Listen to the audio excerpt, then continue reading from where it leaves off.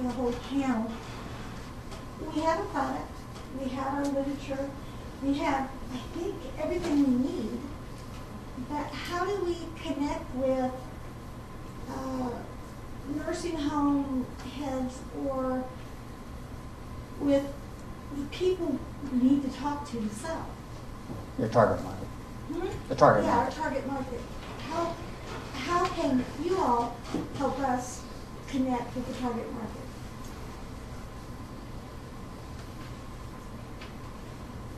Having worked with y'all since the Edison project, they were one of the finalists for Edison.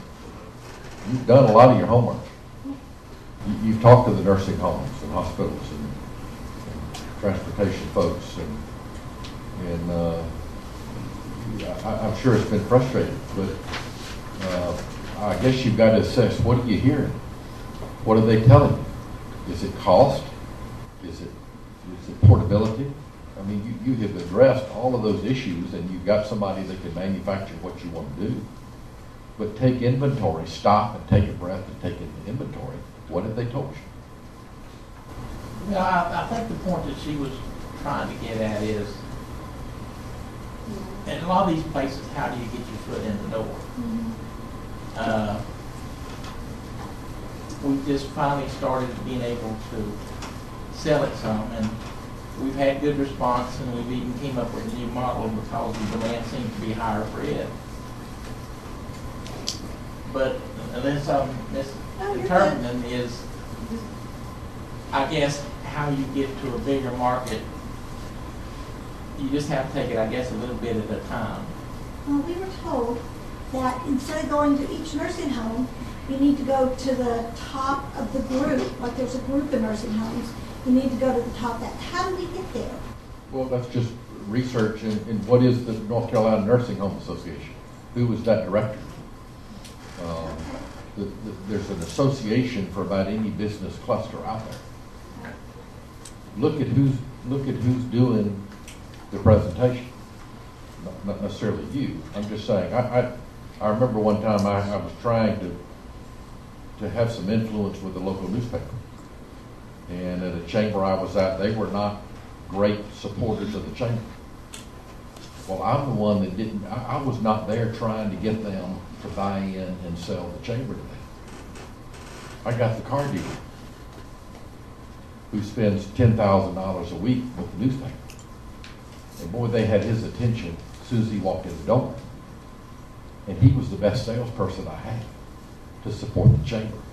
And then from there, the editor of the paper was on the board of directors and became the biggest supporter of the chamber there was. Find somebody who loves your product besides you and make them the salesperson, whether you incentivize them or whatever. Let them reach out and be the contact to get into these groups, or find someone that has already bought it, because they can tell you how passionate they are about it and what it's done for them, and testimonials and success stories about how they've used it. Okay, thank you. The other thing I would add to that as well is the way you get through the doors to walk through it with the product in your hand. We are visual creatures. That's what, we say seeing is believing. But isn't it interesting when we hear something, our first instinct is we question it. So to have something in hand is the key to what you guys have a great product. You're talking about portability to begin with. What better way to demonstrate the portability than to walk in through the door with it? And if you're walking in through the door with the passion that Annie's talking about and the purpose, I promise you there will be ones where you get past the gatekeeper. Find out who that general manager is of that, or the director of that nursing home is. Get their name before you even show up. You can find it through scouring through the newspaper or the internet. Find out who that individual is. Talk to people walking. Wait in the parking lot and wait for somebody who's going in there and ask, do you know who the director is, and have the name before you walk in. When you walk in with that passion and that purpose and the product in your hand, and you look like you're there for a purpose, you'll get in through the director. The only other thing I would say is, goals are important things. So I would set a metrics. Say we're going to call on 5 nursing homes this week. Pick them out and just follow through. Because it's all about the face-to-face and carrying in the product. You guys are passionate about it, so. One final thought on that. You have to get numb to the word no. That's in my business. You know, one of my major responsibilities here at Catawba Valley Community College is not walking around campus checking to see if Christy's in the classroom and making sure that this is working or that is working. It's outside of here. It's in trying to raise money so that we have resources to provide quality programs for our students. I get told no every day, every week, almost multiple times. But that one yes, I can build a relationship with that yes, and then you magnify the impact of that one. And I think the word relationship is critical too. Networking and building relationships, trusting relationships where people believe what you're putting in front of them, and you've taken the time to get to know them and what their interests are, can create a lot of opportunities for success, and you'll see more fruits fall from the tree. It may take you 5 to 10 years to build that big relationship.